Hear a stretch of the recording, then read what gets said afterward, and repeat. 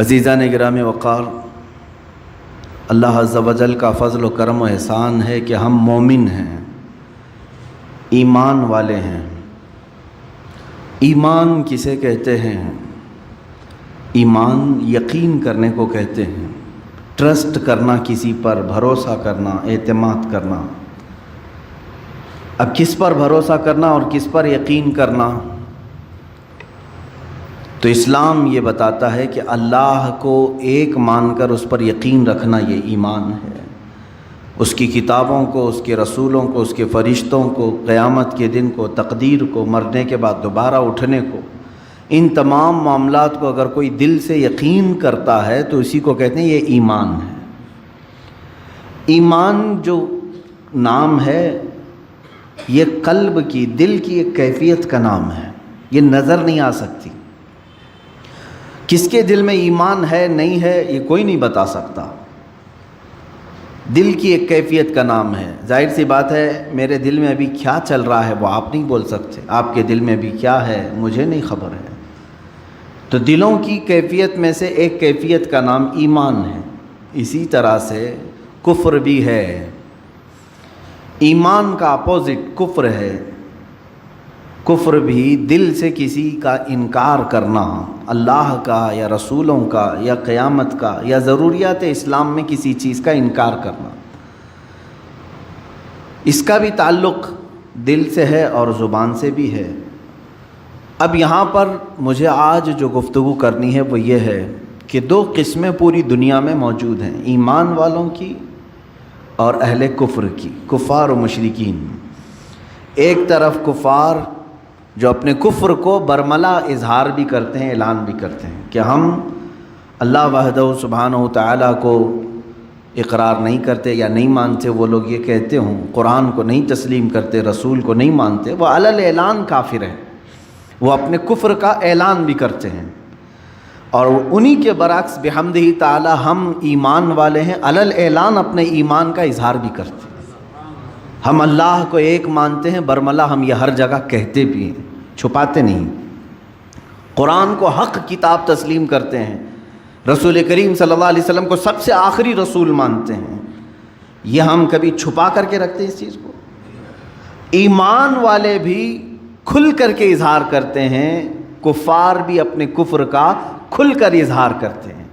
ان دونوں کے درمیان ایک جماعت ہے جس کا نام منافق ہے۔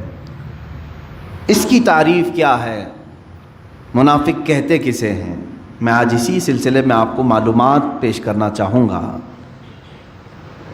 فرمایا گیا کہ جو دل میں ہے اسے ظاہر نہ کرے، جو دل میں رکھا ہے اسے ظاہر نہ کرے، بلکہ جو دل میں موجود ہے اس کے خلاف بیان کرے، اسی کو منافق کہتے ہیں۔ دل میں کفر ہے، دل میں اسلام کا بغض ہے، عداوت ہے، دشمنی ہے، لیکن زبان سے کچھ اور باتیں کہتا ہے، اس کو منافق کہتے ہیں۔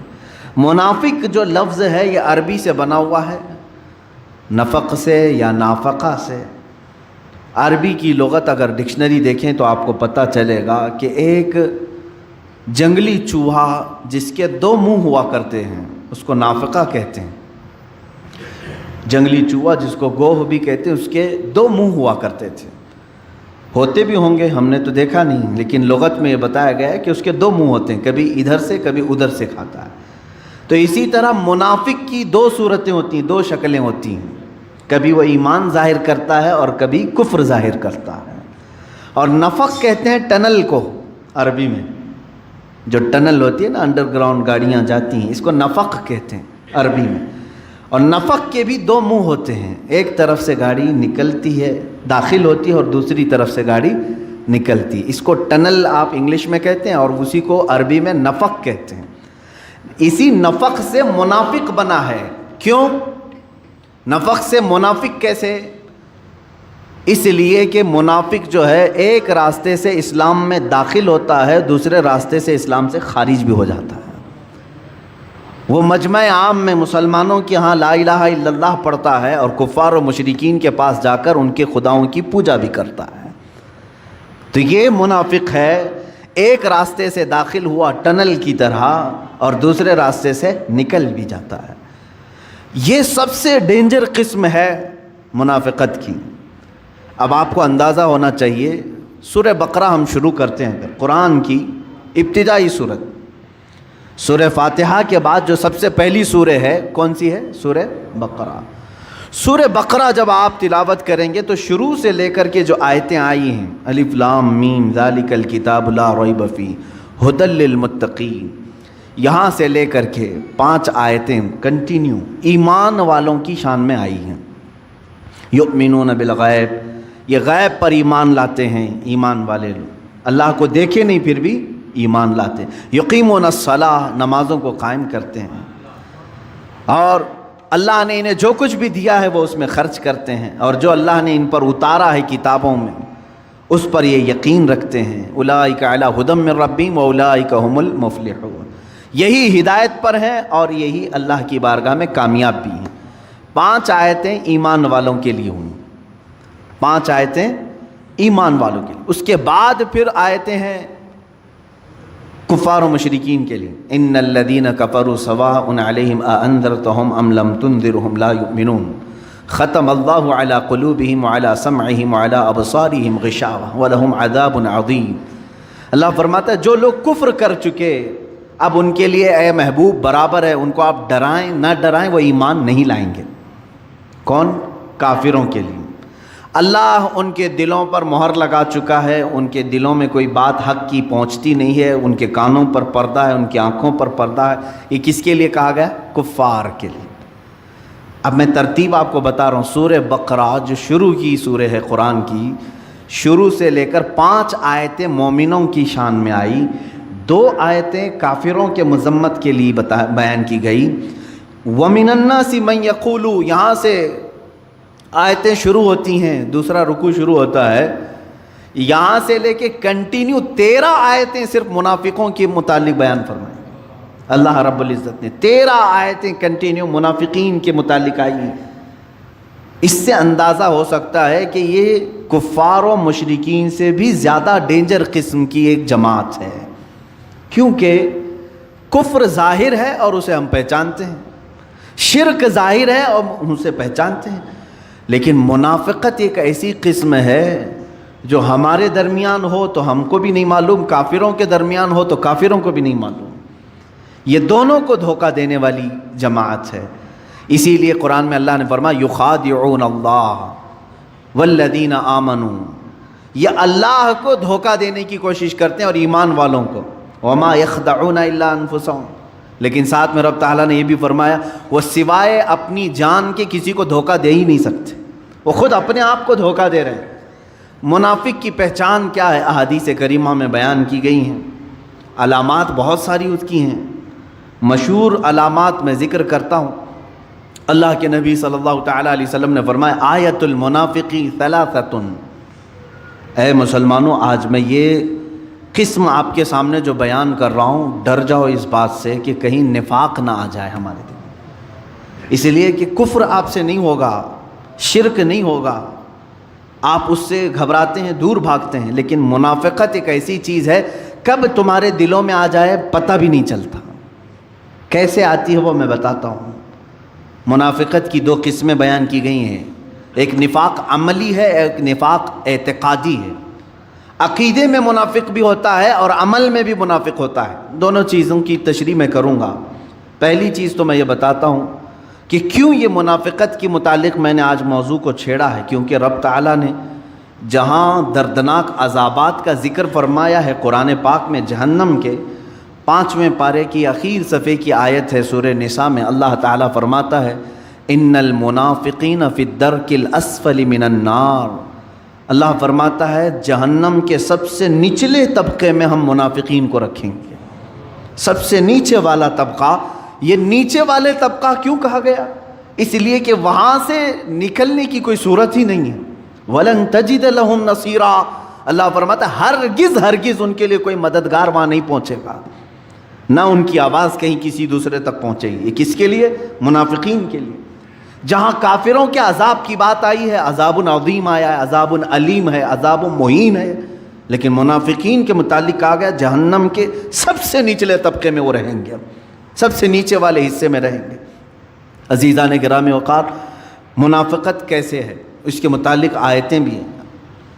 پوری سورہ منافقون آ گئی 28ویں پارے میں، پوری سورہ ہے منافقون.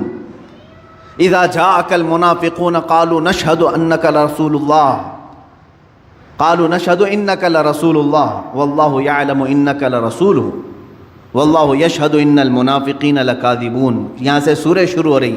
کیسے آتے ہیں منافق؟ حضور صلی اللہ علیہ وسلم سے رب تعالیٰ فرما رہا ہے، اے محبوب، منافقین آپ کے پاس آتے ہیں اور یوں کہتے ہیں ہم گواہی دیتے ہیں کہ آپ اللہ کے رسول ہیں. یہ کہتے ہیں آپ اللہ کے رسول ہیں، اور رب تعالیٰ فرماتا ہے اللہ ضرور جانتا ہے کہ آپ اللہ کے رسول ہیں، لیکن اللہ اس بات کی گواہی دیتا ہے کہ منافق جھوٹ بول رہے ہیں. وہ آپ کو آخری رسول نہیں تسلیم کرتے ہیں، وہ تو صرف جنگوں میں موجود مال غنیمت حاصل کرنے کے لیے آپ کے پاس آ رہے ہیں. جب دیکھا اسلام کا بول بالا تو جماعتوں میں شریک ہو گئے، اور جب دیکھا کہ اسلام پر کوئی مصیبت آئی تو یہاں سے چھوڑ کر چلے گئے. اس طرح کی مثالیں مدینہ طیبہ میں بہت مرتبہ ہوئیں. اللہ کے حبیب صلی اللہ تعالیٰ علیہ وسلم جب مدینہ طیبہ تشریف لائے تو یہاں سب سے بڑا جو خطرہ تھا وہ یہودیوں سے زیادہ منافقین سے تھا. ہر بات جا کر لیک کرتے تھے یہودیوں کے پاس، عیسائیوں کے پاس، کہ محمد صلی اللہ تعالیٰ علیہ وسلم آج یہ پلاننگ کر رہے تھے، یہ باتیں کر رہے تھے. ہر چیز یہاں کی لے جا کر وہاں پہنچاتے تھے. کئی دنوں تک یہ معاملہ چلتا رہا. جنگ بدر کے بعد تو بہت سارے لوگ اسلام میں داخل ہوئے. جنگ بدر ایک ایسی فیصلہ کن جنگ تھی، صرف 313 مسلمان ہیں اور 1000 سے زیادہ کافر ہیں. 313 کو جب فتح عظیم مل گئی تو ان لوگوں نے سوچا کوئی تو طاقت ہے ان کے پاس، ساتھ ہو جانا چاہیے. جنگ بدر کے بعد بہت مسلمان ہوئے. اور وہی جنگ احد ایک ہی سال کے بعد ہوئی. اب مسلمانوں کی تعداد 1000 سے زیادہ تھی. جب 313 تھے سال بھر پہلے، اب سال کے بعد 1000 سے زیادہ تھی تعداد. اب کی بار جب کفار و مشرکین آئے تو مسلمانوں کو شکست ہوئی. یہ اللہ تعالیٰ کی طرف سے آزمائش تھی کہ یہاں پر منافقین کو اب باتیں بنانے کا موقع مل گیا. جتنے وہ مال غنیمت لوٹنے کے لیے اسلام لائے تھے وہ سب میدان چھوڑ کر بھاگ آئے، مدینہ طیبہ کی طرف آئے اور کہنے لگے کیا ہم نہیں کہتے تھے کہ یہ کمزور لوگ ہیں، ان کے ساتھ نہیں ہونا چاہیے، ہمارا سب برباد ہو جائے گا. مدینہ طیبہ واپس لوٹ آئے. یہ منافقت کی اقسام تھیں. میرے عزیزو، اسی طرح یہ معاملہ چلتا رہا جنگ خندق میں بھی کئی منافقین حضور صلی اللہ تعالیٰ علیہ وسلم کو چھوڑ کر صرف یہ بات کہہ کر کے آئے ہمارے مدینے میں عورتیں تنہا ہیں، ہم آپ کے ساتھ نہیں کھڑے ہو سکتے، دشمن کا خطرہ ہے، ہماری عورتیں بغیر گھر کے ہیں، بغیر چھتوں کے ہیں، ہم ان کے پاس جا رہے ہیں. اللہ کے حبیب صلی اللہ تعالیٰ علیہ وسلم کو اور ان کے جانثار صحابہ کو چھوڑ کر یہ پوری منافقین کی جماعت چلی گئی. یہ حضور صلی اللہ علیہ وسلم کے زمانے سے چل رہی بات. میرے عزیزو، اب میں منافقت کی اقسام بتاتا ہوں کہ ہمیشہ جس کی فطرت میں غدر ہے، دھوکہ ہے، وعدہ خلافی ہے، سمجھ لو کہ اس کے اندر نفاق آ گیا ہے، منافقت اس کے اندر آ گئی ہے. علامتیں میں بتاتا ہوں، بخاری شریف کی بھی حدیث ہے. اللہ کے حبیب صلی اللہ علیہ وسلم فرماتے ہیں آیت المنافق ثلاثۃ، منافق کی علامتیں 3 ہیں، 3 مشہور علامتیں.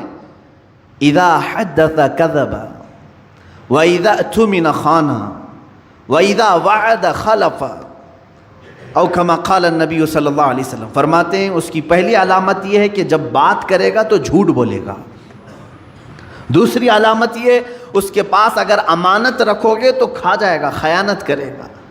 تیسری علامت یہ ہے کہ جب بھی وعدہ کرے گا تو مکر جائے گا، وعدہ خلافی کرے گا. یہ تو منافق کی اقسام بتائی گئی ہیں. جھانک کر کے دیکھ لو کہیں ان تینوں میں ہم تو نہیں پڑے ہوئے ہیں، مبتلا تو نہیں ہو گئے کہیں.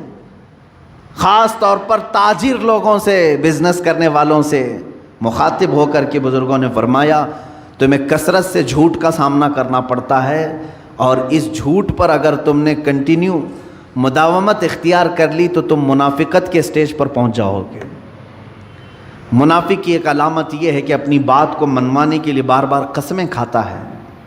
اللہ کی قسم، کعبے کی قسم، قرآن کی قسم، کثرت سے وہ قسمیں کھاتا ہے منافق. اور جب بھی اس کے پاس کوئی امانت رکھی جائے تو خیانت کرتا ہے، صحیح طریقے سے اس کو نہیں لوٹاتا۔ امانت بہت قسم کی ہے میرے عزیزوں، صرف پیسہ ہی امانت نہیں ہے، کسی کی باتیں بھی تمہارے پاس امانت ہوتی ہیں، کسی کا مال تمہارے پاس امانت ہے، کسی کی بیٹی تمہارے پاس امانت ہے، کسی کے بچے تمہارے پاس امانت ہے۔ امانت کی بہت ساری قسمیں، اس میں خیانت کرنے والا منافق کی علامتوں میں شامل ہو گیا، اور جب کبھی وعدہ کرے تو وعدہ خلافی کرتا ہے۔ وعدہ کرتا ہے کہ میں فلاں تاریخ کو آپ کو پیسے دے دوں گا، میں فلاں تاریخ کو آپ سے ملاقات کر لوں گا، فلاں تاریخ کو یہ کام کر لوں گا، اور پھر مکر جاتا ہے۔ فرمایا گیا اس کے اندر منافقت آ گئی ہے۔ یہ نفاق کی 3 بڑی علامتیں ہیں، بڑی علامتیں ہیں۔ اب جو 13 آیتیں میں نے جس کا ذکر کیا سورہ بقرہ میں، شروع سے لے کر دوسرے رکوع سے تیسرے رکوع تک اگر آپ پڑھیں گے، اللہ تعالیٰ نے صاف صاف ان کے طریقے بیان کیا ہے۔ یہ خود میں خوش رہتے ہیں کہ ہم سب کو دھوکہ دے رہے ہیں، ہم صحیح ہیں باقی سب غلط ہیں، ہم سب کو ٹوپی پہنا چکے ہیں، وہ یہ خیال میں رہتے ہیں۔ اللہ ان کی اس چیز کو مسلمانوں کے سامنے کھل کر کے بیان کیا ہے۔ وہ خود اپنے ذوم میں مبتلا رہتے ہیں کہ ہم سب کو دھوکہ دے رہے ہیں، حالانکہ اللہ ان کے دھوکے سے ہر مسلمان کو بچاتا بھی ہے۔ اللہ تعالیٰ محفوظ رکھتا ہے۔ اگر منافقین کے دھوکے سے ہم محفوظ نہیں رہتے تو یہ کب کے اسلام کی جڑیں کاٹ چکے ہوتے ہیں، کیونکہ یہ چوہے کی طرح داخل ہوتے ہیں جماعتوں میں اور قطر بھی نہیں کرتے ہیں۔ اگر ان کو کامیاب ہی ہونا ہوتا تو 14 صدیوں تک اسلام کا یہ پودا نہیں لہلہا رہا ہوتا، یہ کاٹ چکے ہوتے۔ یہ اپنی تمام تر کوششیں کر چکے ہوتے ہیں، بظاہر یہ کامیاب دکھتے ہیں، لیکن مولا تعالیٰ ان کو خائب و خاسر اور ذلیل کرتا ہے ہر زمانے میں، ہر زمانے میں۔ میرے عزیزو، منافقت سے ہمیشہ بچنے کی کوشش کرو اور دعا کرتے رہو کہ اللہ میرے دل میں کبھی منافقت نہ آئے۔ یہ آتی کیسے ہے؟ اس کا سارا دار و مدار محبت رسول پر ہے۔ اگر یہاں ہلکی سی بھی بات خرابی آ گئی تو سیدھے اس کے اندر منافقت آ جائے گی۔ اگر نبی کی بات کو، میرے آقا صلی اللہ تعالیٰ علیہ وسلم کی بات کو ہلکا سمجھ لیا، کمتر سمجھ لیا، سمجھ لو کہ وہ گر گیا ایمان کے درجے سے اور منافقین میں آ گیا۔ ایک صحابی ہیں حضرت عمرو بن سعید رضی اللہ تعالیٰ عنہ، عمرو بن سعد یا عمرو بن سعید ہیں، یہ ان کا چچا تھا جلاس۔ یہ دونوں لوگ مدینہ طیبہ کے کنارے رہتے تھے۔ جلاس جو ہے حضور صلی اللہ تعالیٰ علیہ وسلم کی مجلس میں ہمیشہ حاضر رہنے والا، اور وہ اپنے چھوٹے بھتیجے کو عمرو کو لے کر کے بارگاہ رسول صلی اللہ تعالیٰ علیہ وسلم میں حاضر ہوتا تھا۔ جب بھی حضور صلی اللہ تعالیٰ علیہ وسلم کے جماعت میں حاضر ہو تو یہاں پر جو جو باتیں سنی جاتی تھی اس پر عمل کرنے کی کوشش کرتے۔ عمیر بن سعد، عمیر بھتیجے کا نام، یہ چھوٹی عمر کے تھے۔ چچا خود ہاتھ پکڑ کر کے بارگاہ رسول میں لے کر کے آتا تھا۔ ایک دن ایسا ہوا کہ چچا نہیں آیا، جلاس بن سویت یہ نہیں آیا، بھتیجا عمیر بن سعد یہ بارگاہ رسول میں حاضر رہا، اور حضور اکرم صلی اللہ علیہ وسلم نے اس دن ایک بشارت سنائی، اے لوگوں ان قریب اللہ تعالیٰ قریش پر ہمیں فتح عظیم عطا کرے گا اور ہم خانہ کعبہ شان سے داخل ہوں گے۔ حضور صلی اللہ علیہ وسلم جب یہ بشارت دیے، چھوٹی عمر تھی عمیر بن سعد کی، خوشی سے دوڑتے ہوئے آئے اور اپنے چچا جلاس بن سویت کو آ کر کے کہا، چچا آج معلوم ہے آپ کو آج اللہ کے رسول صلی اللہ علیہ وسلم نے کیا فرمایا؟ کہا کیا کہا؟ کہا اللہ کے رسول نے فرمایا کہ عنقریب اللہ قریش پر انہیں فتح عظیم عطا کرے گا، شان سے وہ داخل ہوں گے۔ جلاس بن سوید نے کہا ہے اگر محمد کو فتح ہو گئی تو ہم گدھے سے بدتر کہلائیں گے۔ دل کا منافق تھا، حضور صلی اللہ علیہ وسلم کے بارے میں کہہ گیا، جبکہ وہ مجلس رسول میں کنٹینیو حاضر ہونے والا شخص اور اپنے بھتیجے کو پکڑ کر کے لانے والا شخص۔ عمیر بن سعد نے کہا چچا آپ ہی تو مجھے لے کر جاتے تھے۔ کہا لے کر جاتا تھا لیکن بڑی بڑی باتیں مت کرو، محمد کی بات اور ہے، قریش کی بات اور ہے۔ عمیر بن سعد وہاں سے فوراً بھاگتے ہوئے نکل آئے کہ چچا کا دماغ خراب ہو گیا ہوگا، یا تو یہ اب تک نہیں جانتے تھے۔ اب بتائیں بھتیجا خود چچا کی منافقت کو نہیں سمجھ پا رہا تھا، عمیر بن سعد بارگاہ رسول میں حاضر ہوئے، صحابہ بیٹھے ہوئے تھے، یہ چھوٹی عمر کے تھے، بڑے صحابہ تھے، حضور صلی اللہ علیہ وسلم کی بارگاہ میں کھڑے ہو کر کے بار بار کچھ کہنے کی بات کر رہے ہیں، کچھ عرض کرنے کی بات کر رہے ہیں، موقع نہیں مل پا رہا ہے۔ جلاس کو، اپنے چچا کو بول کر کے آئے تھے، میں آج تیرا بھانڈا پھوڑوں گا، پوری طرح سے تیری پول کھولوں گا، حضور اکرم صلی اللہ علیہ وسلم کی بارگاہ میں جا کر بیان کروں گا۔ وہ گھبرا بھی گیا، لیکن بچہ اب دوڑتے ہوئے آ گیا۔ اب یہاں پر تھوڑی دیر کے بعد بار بار وہ اٹھ رہے ہیں، اپنی گردن اٹھا رہے ہیں، تو حضور نے فرمایا کیا کہنا، اٹھو۔ حضور صلی اللہ علیہ وسلم نے موقع دیا تو کھڑے ہوئے کہا کہ حضور ایک بات عرض کرنی ہے، میرا چچا منافق ہے۔ جلاس بن سوید، سب کے کان کھڑے ہو گئے۔ جلاس بن سوید سب کی نظر میں ایک نیک شخص تھا، عمر والا شخص تھا، پابندی صوم و صلات، نماز اور روزوں کا بڑا پابند شخص، اور ایک بچہ ایسا کہ صحابہ نے بٹھا دے، بیٹھ جا، لگتا ہے اس کے چچا نے مارا ہو رہا ہوگا، اس کے خلاف آ کے شکایت کر دیا، بیٹھ جاؤ۔ پھر وہ کھڑے ہوئے کہ نہیں یا رسول اللہ صلی اللہ علیہ وسلم، میں گواہی دیتا ہوں۔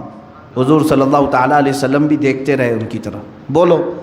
اسی اثنا میں جلاس بن سوید دوڑتا ہوا آ گیا، چچا بھی آ گیا، آیا، دیکھا کہ شکایت کرنے کے لیے میرا بھتیجا کھڑا ہے، روتے روتے آیا بارگاہ رسول میں، کہا یا رسول اللہ صلی اللہ علیہ وسلم، آج گھر میں یہ تاخیر سے آیا، میں نے ایک تماچا لگایا تو یہ کہا کہ میں تمہارے خلاف حضور سے شکایت کرتا ہوں، پتہ نہیں میرے بارے میں کیا آ کر کے کہا آپ سے۔ صحابہ نے کہا نہیں، ہم کہہ رہے تھے کچھ تو گھر میں جھگڑا ہوا ہوگا اور یہ آ کر کے اس پر اتنا بڑا الزام لگا دیا۔ یہ عمیر بن سعد رونے لگ گئے، چھوٹی عمر کے ہیں، اور ایک طرف یہ منافق ہے، دوسری طرف بڑے بڑے صحابہ کو قائل کرنا ہے، ان کو کنونس کرنا ہے۔ لیکن اللہ کے نبی صلی اللہ تعالیٰ علیہ وسلم دلوں کے حالات کو جانتے تھے۔ اللہ کے نبی صلی اللہ علیہ وسلم نے فرمایا عمیر تم بولو، تمہاری بات کیا ہے؟ عمیر بن سعد نے پوری بات بتائی، میں مجلس سے اٹھ کر کے جب گیا تو میرے چچا نے ایسی ایسی بات کہی۔ اللہ کے حبیب صلی اللہ تعالیٰ علیہ وسلم نے اپنی گردن جھکا لی، ان کی بارات میں کچھ نہیں کہا، عمیر بن سعد کی حمایت میں ایک جملہ بھی نہیں فرمایا۔ صحابہ جواب کے انتظار میں، جلاس کھڑا ہے، اچانک جبرائیل امین آیت لے کر کے آ گیا، وَلَقَدْ قَالُوا كَلِمَةَ الْكُفْرِ وَكَفَرُوا بَعْدَ إِسْلَامِهِمْ۔ اللہ نے فرمایا اے حبیب یہ سچ کہہ رہا ہے، یہ کافر ہو چکا ہے اسلام لانے کے بعد، جو آپ کی شان میں گستاخی کر رہا تھا۔ قرآن کی آیت آئی 10ویں پارے میں، اللہ تعالیٰ کے حبیب صلی اللہ علیہ وسلم نے فرمایا عمیر بن سعد کی گواہی اللہ نے قبول فرمائی ہے۔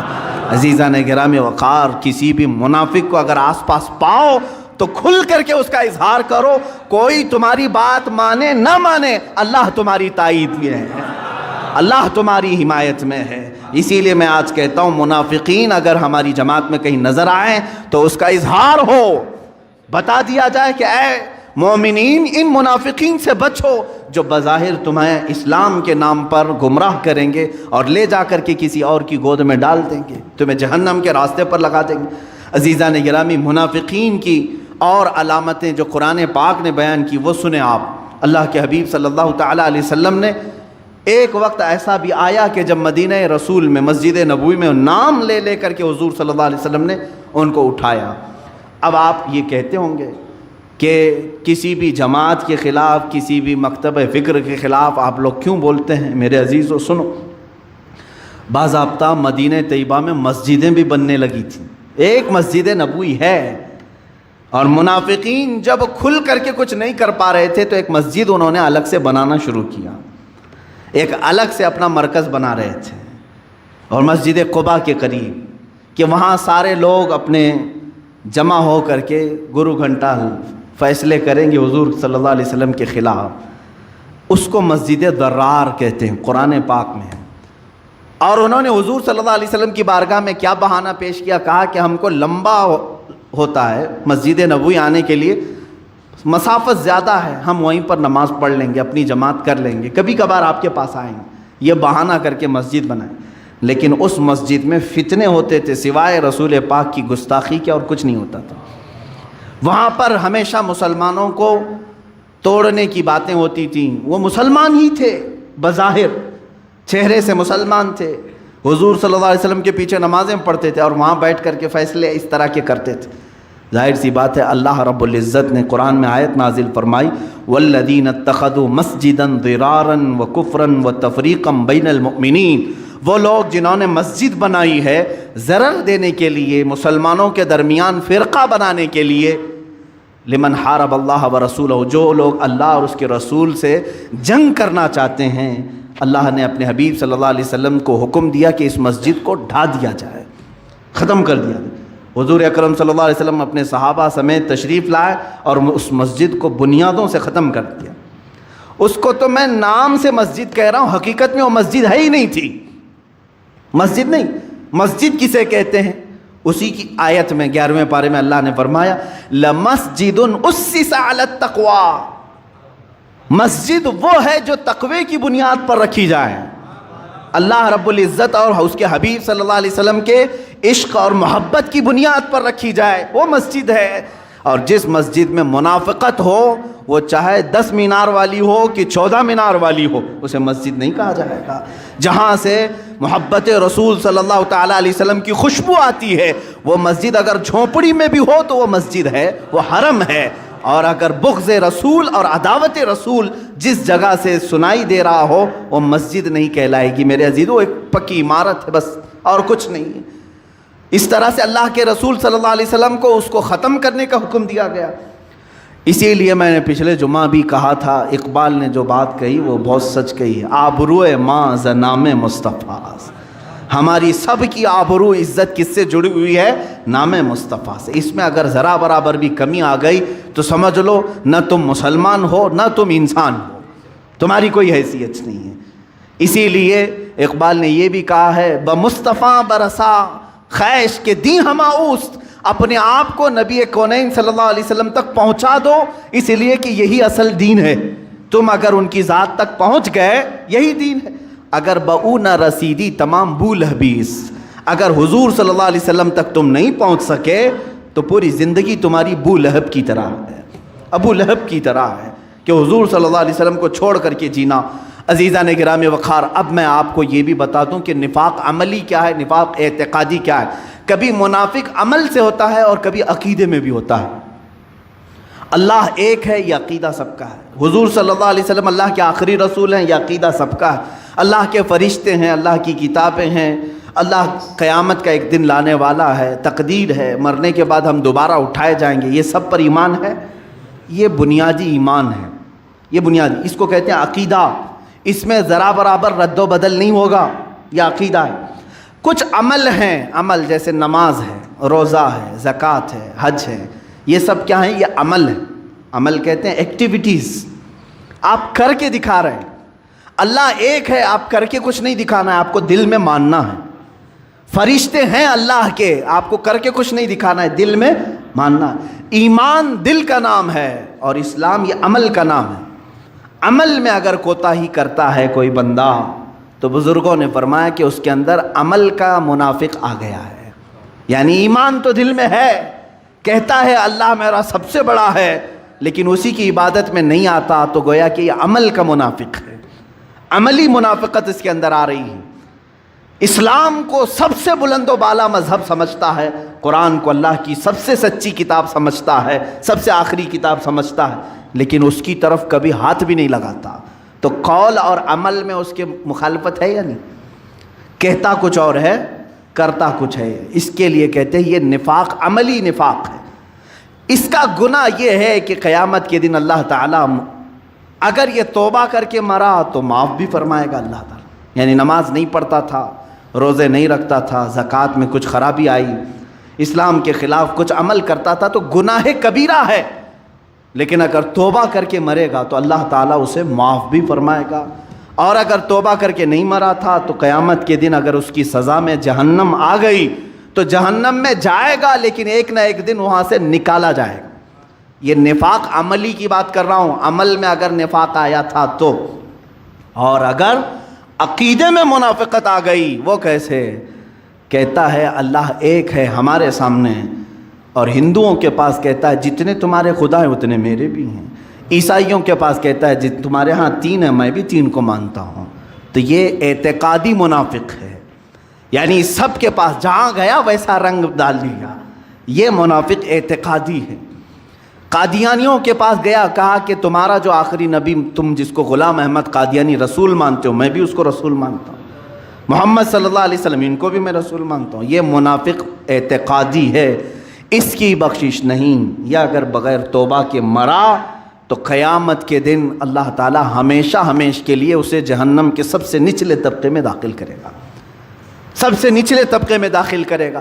اعتقاد میں نفاق آنے نہ پائے، عمل میں اگر آ گیا تو اس کی توبہ سے معافی کا امکان ہے، بچنے کی صورت ہے، لیکن عقیدے میں اگر منافقت آ گئی تو سمجھ لو میرے عزیزو، کوئی تمہاری مغفرت نہیں، بخشش نہیں۔